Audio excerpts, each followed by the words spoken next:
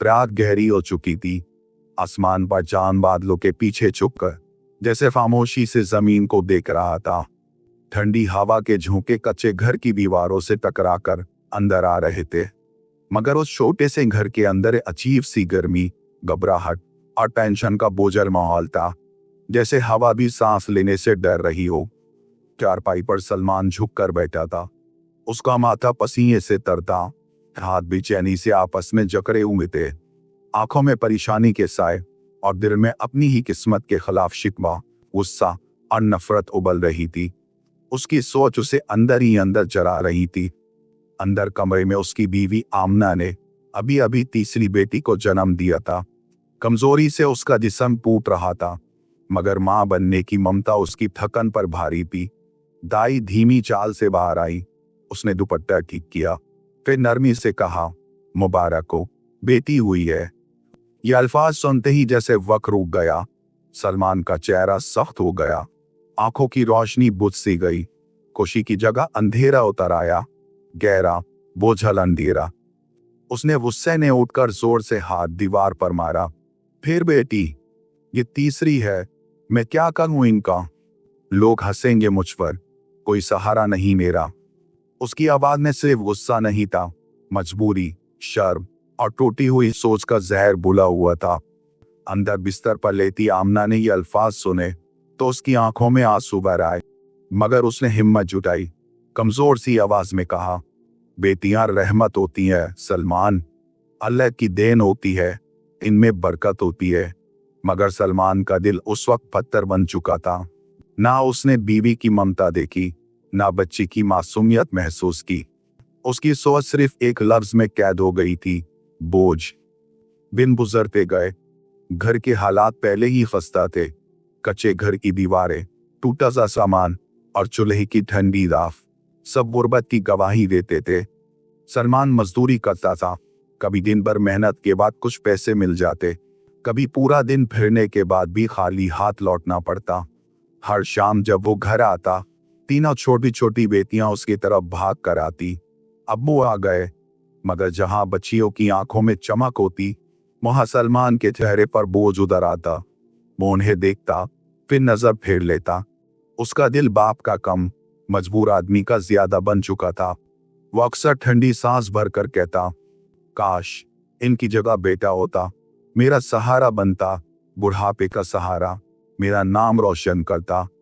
ये अल्फाज छोटी छोटी बच्चियों के दिल पर तीर की तरह लगते, मगर वो समझने की उम्र में नहीं थी।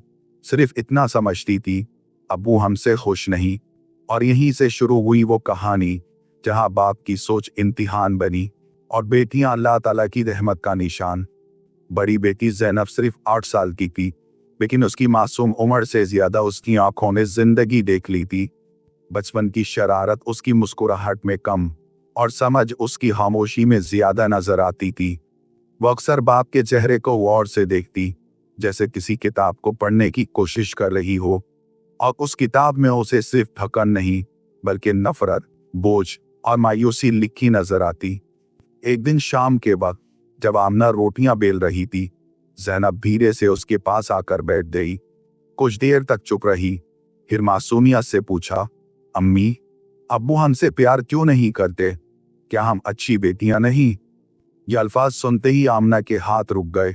बेलन हवा में तहर सा गया, आंखों में आंसू भर आए, दिल जैसे चीर गया हो। मगर माँ का दिल कब बच्चों के सामने कूपने देता है।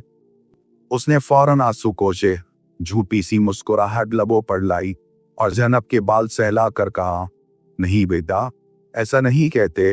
अब्बू तुमसे बहुत प्यार करते हैं, बस काम से थके होते हैं, इसलिए ज्यादा बोलते नहीं। ज़ैनब ने सर हिला दिया, जैसे मान लिया हो, मगर उसकी आंखों में तसल्ली नहीं आई थी। बच्चे अल्फाज से नहीं, लहजे से सच पहचान लेते हैं, और यहाँ हकीकत बाकी कुछ और थी।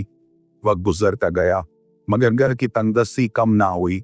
कर्ज बढ़ता गया, चूल्हा मुश्किल से जलता, और लोगों की बातें जहर बनकर सलमान के कानों में गिरती रहती। मोहल्ले वाले ताने देते, 3 बेटियां हैं, कल को जहेज कहाँ से लाओगे? बेटा होता तो सहारा बनता, ये तो बोझ है, सिर्फ बोझ। ये जुमले धीरे धीरे सलमान के दिमाग को खोखला करने लगे। हर ताना उसकी गुर्बत से ज्यादा उसकी सोच को जख्मी करता। एक रात वो देर तक जागता रहा, अंधेरे कमरे में छत को तकता। फिर उसने दिल ही दिल में फैसला कर लिया, सह बेरहम फैसला। सुबह उसने आमना से सीधी नजर मिलाए बगैर कहा, मैं इनको मदद से छोड़ आता हूँ, वहां रहकर पढ़ लिख जाएंगी, खर्चा भी कम होगा। ये सुनते ही आमना का रंग उड़ गया, दिल जोर से धड़कने लगा।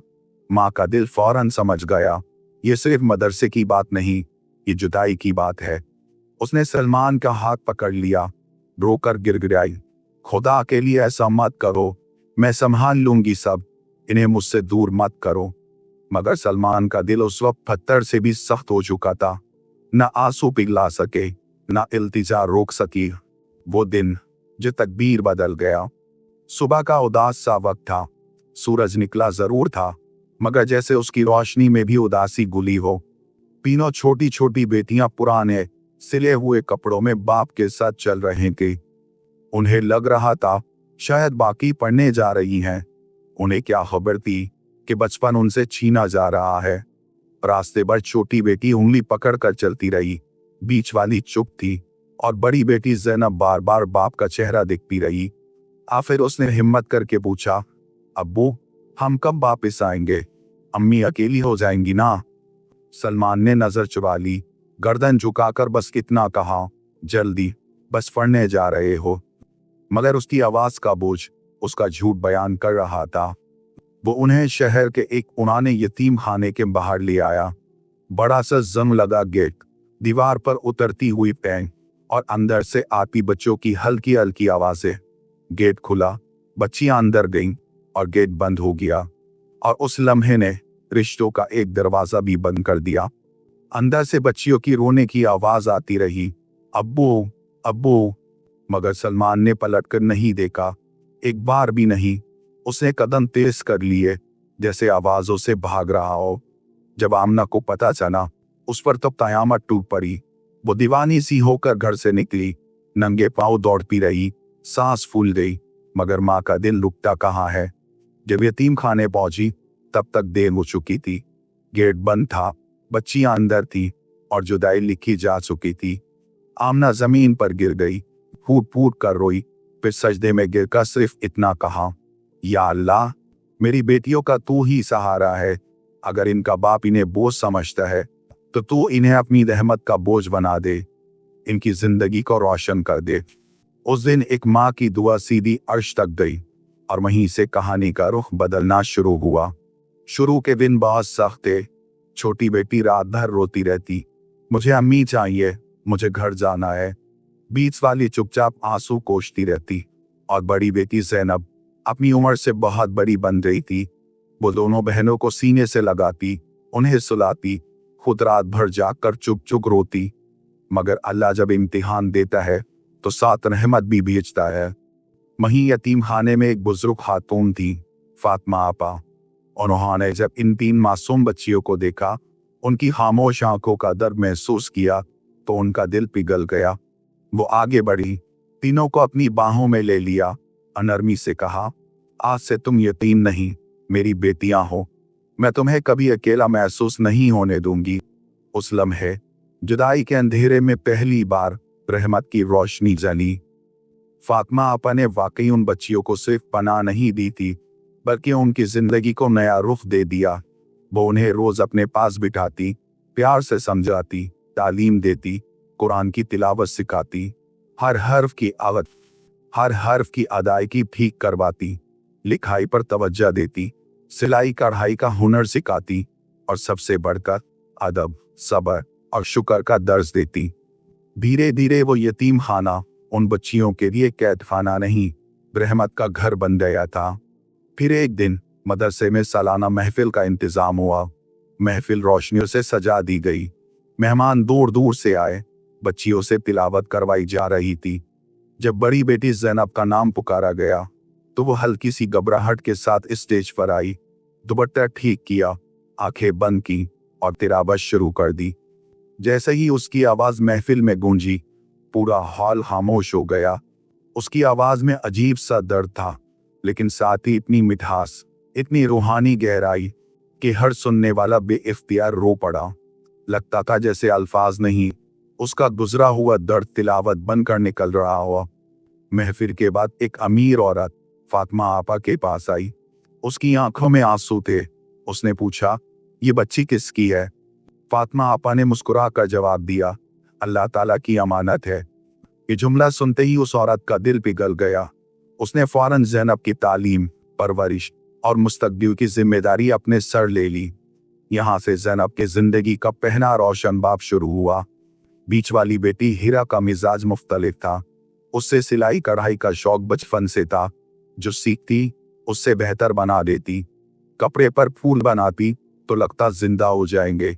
धागे से नक्श बनाती तो जैसे कहानी बुन रही हो। फातिमा आपा ने उसका हुनर पहचाना, उसे मजीद सिखाया, हौसला दिया।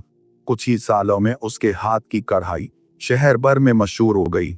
लोग दूर दूर से कपड़े देते, कहते इस बच्ची के हाथ में बरकत है। ऑर्डर इतने बढ़ गए कि यतीम खाने का खर्च भी उसी से चलने लगा। जो कभी बोझ समझी जाती थी, आज दूसरों का बोझ उठा रही थी। सबसे छोटी बेटी आयशा बचपन से ही बहुत ज़हीन थी। किताब उसके हाथ में आती तो जैसे उसका हिस्सा बन जाती। टीचर उसकी समझ देखकर हैरान रह जाते। इम्तिहान में हमेशा टॉप करती। फिर उसे स्कॉलरशिप मिल गई। फिर कॉलेज, फिर मेडिकल कॉलेज का सफर शुरू हुआ। सालों की मेहनत, दुआएं, रातों की जाग, सब रंग लाई और एक दिन वो व्हाइट कोट पहने डॉक्टर बनकर खड़ी थी। लोग कहते, जिस बाप ने बोझ समझ कर छोड़ा, आज वही बेटी जान बचाती फिरती है। इधर वक्त ने सलमान को भी नहीं बख्शा। वक्त घूम चुका था। वो जवान मजदूर अब झुक चुका था। कमर टूट सी गई थी। काम छूट गया। बीमारी ने घेर लिया। घर भी टूट फूट गया। और जो लोग कभी साथ बैठते थे वो भी छोड़ गए। एक दिन उसकी तबीयत इतनी खराब हुई कि उसे हॉस्पिटल ले जाना पड़ा। फिर आया किस्मत का वो हैरत अंगेज मौत। डॉक्टर रूम में दाखिल हुई। सलमान ने कमजोर आंखों से उसे देखा और जम गया। डॉक्टर की आंखों में आंसू बह आए, लब कांप गए। उसने धीरे से कहा, अब्बू, पहचाना? मैं आयशा हूं, आपकी छोटी बेटी। सलमान का जिस्म कांप गया, सांस अटक गई, आंखों से आंसू बहने लगे। उसने लरसती आवाज में कहा, मुझे माफ कर दो, मैंने तुम्हें बोझ समझा, तुम्हें छोड़ दिया। आयशा ने नरमी से उसका हाथ थाम दिया और कहा, आपने छोड़ा था मगर अल्लाह ताला ने थाम लिया था, और जब अल्लाह ताला थाम ले तो कोई गिरा नहीं सकता। इतने में बाकी दोनों बहनें भी रूम में आ गईं। तीनों ने बाप को घेर लिया। वही बाप जिसे कभी बेटियों पर शर्म आती थी, आज उन पर फख्र करते हुए रो रहा था। उसने रो कर कहा, लोग बेटियों को बोझ समझते हैं मगर ये तो अल्लाह ताला की रहमत होती है। मैं अंधा था जो पहचान ना सका। और यही कहानी अपनी तकमील को पहुंची। जिस घर में बेटी पैदा होती है, माँ सिर्फ एक बच्ची नहीं, रहमत पैदा होती है। जिस बाप ने बेटी को ठुकराया, उसने अपनी बरकत ठुकरा दी। और जो बेटी को गले लगाता है, अल्लाह ताला उसकी किस्मत को गले लगा लेता है। क्योंकि बेटियां बोझ नहीं होती, रहमत होती है, दुआ होती है और कभी कभी बाप की निजात का जरिया भी बन जाती है।